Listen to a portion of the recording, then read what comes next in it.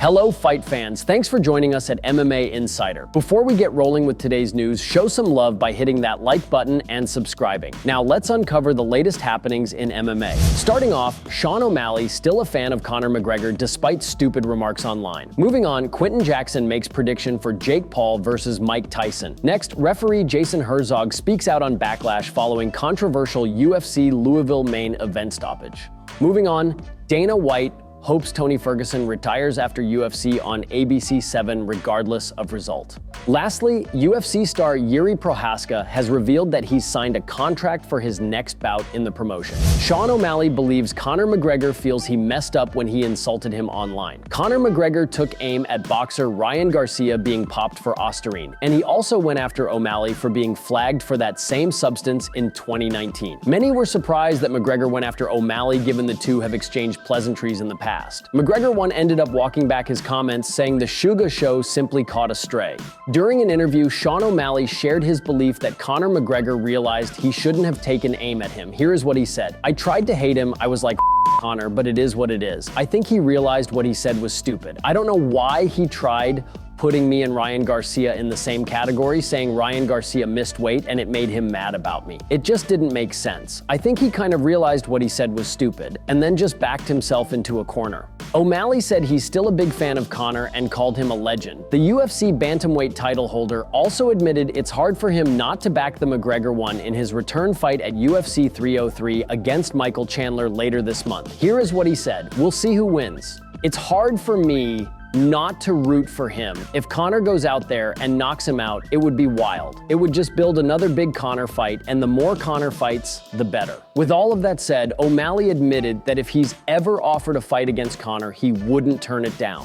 Quinton Jackson is backing Mike Tyson to defeat Jake Paul. Tyson versus Paul was originally scheduled for July 20th, but Iron Mike had a health scare on a recent flight. As a result, the bout has been pushed back to November 15th. While some have expressed concern over Tyson stepping into the ring against a 27-year-old Paul at the age of 58, Jackson thinks the once dominant boxing heavyweight will get the job done. During an episode of the Jackson podcast, Jackson shared his belief that Tyson will return to form against Jake Paul on fight night. Here is what he said. "Mike Tyson is going to knock him out. Within 2 rounds, Mike Tyson is going to win. Mike Tyson has been boxing longer than Jake Paul has been alive." You ever seen that viral video where the old white man beats the out of the young white dude? That's what I think's gonna happen. The last time Tyson stepped inside the boxing ring for a bout, it was an exhibition match against fellow International Boxing Hall of Famer Roy Jones back in late 2020. While an official winner wasn't determined, the general consensus was that Tyson was quicker and more active than Jones. Time will tell if Iron Mike can utilize his wealth of boxing knowledge to get the win over Jake, or if the problem child's youth will simply be too much for the far old boxing legend. Referee Jason Herzog has spoken out after being at the center of controversy following UFC Louisville. It's rare that you see fans criticizing Herzog in unison, but that's exactly what happened at the conclusion of this past Saturday's UFC Fight Night. Herzog was the official inside the octagon for the main event middleweight fight between Nasruddin Imavov and Jared Cannonier. In the 4th round, Imavov had Cannonier hurt. Cannonier was wobbly, but he still fought back. Cannonier threw strikes and tried grabbing his opponent. Despite remaining in the fight, Herzog decided he had seen enough and waved the fight off for the widely panned stoppage. Jason Herzog took to his X account to respond to those who have heavily criticized him for his decision to stop the Imavov versus Cannonier fight. Here is what he said. "I get it. I know what I was seeing in the moment, but I've gotten enough feedback telling me I need to reevaluate. So I will." It's a tough break for Cannonier, who is 40 years old and knows that time is running out on winning UFC gold. Cannonier went 2-0 since losing a UFC middleweight title fight against Israel Adesanya. As for Imavov, he has turned his attention to ex-UFC middleweight champion Sean Strickland. Imavov dropped a unanimous decision to Strickland back in early 2023.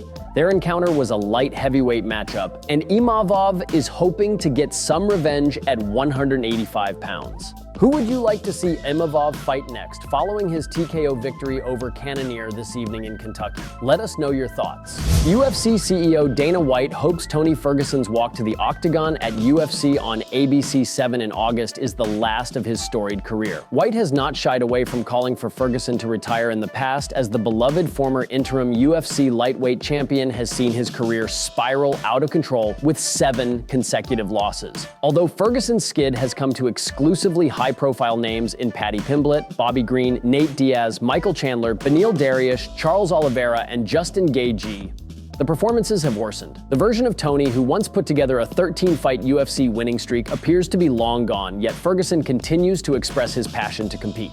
Now Ferguson is booked again, with the UFC announcing this past month that he is set to face Michael in a welterweight bout at UFC on ABC 7, which takes place August 3rd in Abu Dhabi. And White said that whether it's a win or another loss, he wants this to be Ferguson's final foray into the octagon. Here is what he said. Yeah, I hope so.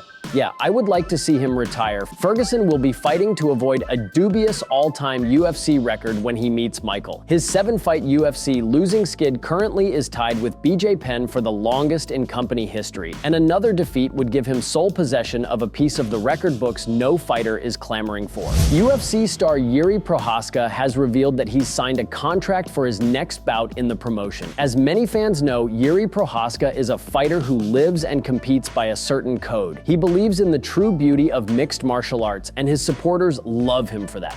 In his last outing, he was able to defeat Aleksandar Rakic via TKO in what proved to be an absolutely insane bout. It came hot on the heels of his dramatic title loss at the hands of Alex Pereira. For many, Jiri has done more than enough to earn another crack at the belt, which he previously defeated Glover to claim. The 31-year-old is as exciting as they come inside the octagon, so now that he's made it clear he's ready to come back, the masses are pretty pumped up. During an event over the weekend, Jiri Prochazka revealed that he's signed a contract but is waiting for the promotion to announce the details. There's no confirmation of this, but the popular opinion is that it'll be a light heavyweight title shot. If that's the case, you'd have to imagine that he'll have already been putting in the hours to try and avenge his setback against the aforementioned Alex Pereira. Things have been looking pretty tasty at 205 pounds for a while now. Alas, we all know that Jiri Prochazka isn't the kind of guy who is going to change his fight style. With that in mind, we'd be fascinated to see how he approaches the challenge. What do you believe should be next for Jiri Prochazka? Will he be a world champion again before he hangs up his gloves? Let us know your thoughts. Thank you so much for tuning into today's video. Your dedication and support fuel our passion to bring you the latest and greatest in the MMA world. If you enjoyed today's news, please give us a thumbs up and share it with fellow MMA fans. Remember to subscribe to stay in the loop with daily MMA updates. We've got a lot of exciting news, interviews, and analysis coming your way every single day. Your engagement helps us grow and serve the MMA community even better. Once again, thank you for being an integral part of our daily MMA journey.